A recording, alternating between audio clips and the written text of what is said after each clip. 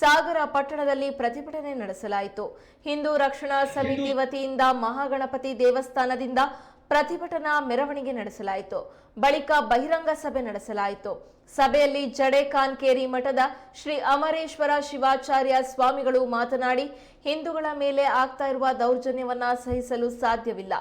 ಎಲ್ಲರೂ ಜಾತಿಯ ಒಳಪಂಗಡಗಳನ್ನ ಬಿಟ್ಟು ನಾವೆಲ್ಲರೂ ಹಿಂದೂಗಳು, ಭಾರತೀಯರು ಎಂದು ಹೋರಾಡಿದಲ್ಲಿ ಮಾತ್ರ ಹಿಂದೂ ಧರ್ಮದ ರಕ್ಷಣೆಗೆ ಸಾಧ್ಯವಾಗುತ್ತದೆ ಎಂದರು. ಸಭೆಯ ನಂತರ ಉಪವಿಭಾಗಾಧಿಕಾರಿಗಳಿಗೆ ಮನವಿ ಸಲ್ಲಿಕೆ ಮಾಡಲಾಯಿತು. ಕಾರ್ಯಕ್ರಮದಲ್ಲಿ ನಿಟ್ಟೂರು ಮಠದ ರೇಣುಕಾನಂದ ಸ್ವಾಮೀಜಿ, ಶಾಸಕರಾದ ಚನ್ನಬಸಪ್ಪ, ಮಾಜಿ ಶಾಸಕ ಹರ್ತಾಳು ಹಾಲಪ್ಪ ಸೇರಿದಂತೆ ಇತರರು ಪಾಲ್ಗೊಂಡಿದ್ದರು.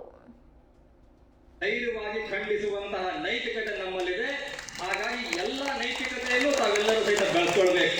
ಕೇವಲ ಇವತ್ತಿನ ಒಂದು ದಿನ ಮಾತ್ರ ನಾವು ಪ್ರತಿಭಟನೆ ಮಾಡಲು ಸಾಲದು. ನಿರಂತರವಾಗಿ ನಮ್ದೇನು ಗುರಿ ಇದೆಯಲ್ಲ, ಟಾರ್ಗೆಟ್, ಆ ಟಾರ್ಗೆಟ್ ಅನ್ನ ಮುಟ್ಟುವುದಕ್ಕಾಗಿ ನಾವು ಎಲ್ಲ ರೀತಿಯ ತ್ಯಾಗಕ್ಕೆ ಸಿದ್ಧರಾಗಿರ್ಬೇಕು. ಅದಕ್ಕಾಗಿ ನಮ್ಮ ಎಲ್ಲಾ ಸ್ವಾಮೀಜಿಗಳು ಇವತ್ತಿಲ್ಲೆಲ್ಲ, ನಾನು ಮೊನ್ನೆ ತಾನೇ ವಿಜಾಪುರದಲ್ಲಿ ಪಾಲ್ಗೊಂಡಿದ್ದೆ ಈ ವಕ್ಫ್ ವಿರುದ್ಧ, ಅದಾದ್ಮೇಲೆ ಶಿವಮೊಗ್ಗದಲ್ಲಿ ಪಾಲ್ಗೊಂಡಿದ್ದೆ.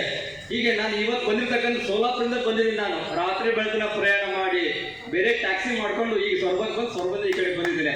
ಕಾರಣ ಏನು ಅಂತ ಹೇಳಿದ್ರೆ ನಿಮಗೆ ಆಶ್ಚರ್ಯ ಅನಿಸ್ಬೋದು. ನಾನು ಆ ಹಿಂದೂಗಳ ಹತ್ಯೆನ ನೋಡಿದಾಗ ಕಣ್ಣಲ್ಲಿ ನನಗೆ ನೀರು ಬರೋದಿಲ್ಲ, ರಕ್ತ ಬರುತ್ತೆ, ನನ್ನ ಮೈ ಕುದಿಯುತ್ತೆ. ಯಾಕೆ ಅಂತ ಹೇಳಿದ್ರೆ ನಮ್ಮ ಧರ್ಮದಲ್ಲಿ ನಮ್ಗೆಲ್ಲ ಒಂದ್ ಕಡೆಗೆ ನಿರ್ವೀರ್ಯರಾಗ್ಬಿಟ್ಟಿದ್ದೇವೆ. ವೀರ್ಯತ್ವ ನಮ್ದು ಎಲ್ಲಿ ಹೋಗಿದೆಯಪ್ಪ ಅಂದ್ರೆ ಸಿನಿಮಾ ಸ್ಟಾರ್ಗಳಿಗೆ ಪೋಸ್ಟರ್ ಕಟ್ಟೊಂದು ಹೋಗ್ಬಿಟ್ಟಿದೆ. ರಾಜಕಾರಣಿಗೆ ಜೈನೋದ್ರಲ್ಲಿ ನಮ್ಮ ವೀರ್ಯತ್ವ ತ್ಯಾಗವಾಗ್ತಾ ಇದೆ, ಹೋಗ್ತಾ ಇದೆ. ಹಾಗಾಗಿ ನಾವೆಲ್ಲರೂ ಸಹಿತ ಒಂದೇ ಒಕ್ಕೂಲಿಂದ ಜಾಗೃತರಾಗಬೇಕು. ಧೈರ್ಯದಿಂದ ಸಮಾಜಕ್ಕಾಗಿ, ಧರ್ಮಕ್ಕಾಗಿ. ಧರ್ಮ ಉಳಿದ್ರೆ ಮಾತ್ರ ನಾನು, ಧರ್ಮ ಇಲ್ಲ ಅಂತ ಹೇಳಿದ್ರೆ ನಾವು ಯಾರು ಸಹಿತ ಉಳಿದಕ್ಕೆ ಸಾಧ್ಯ ಆಗೋದಿಲ್ಲ.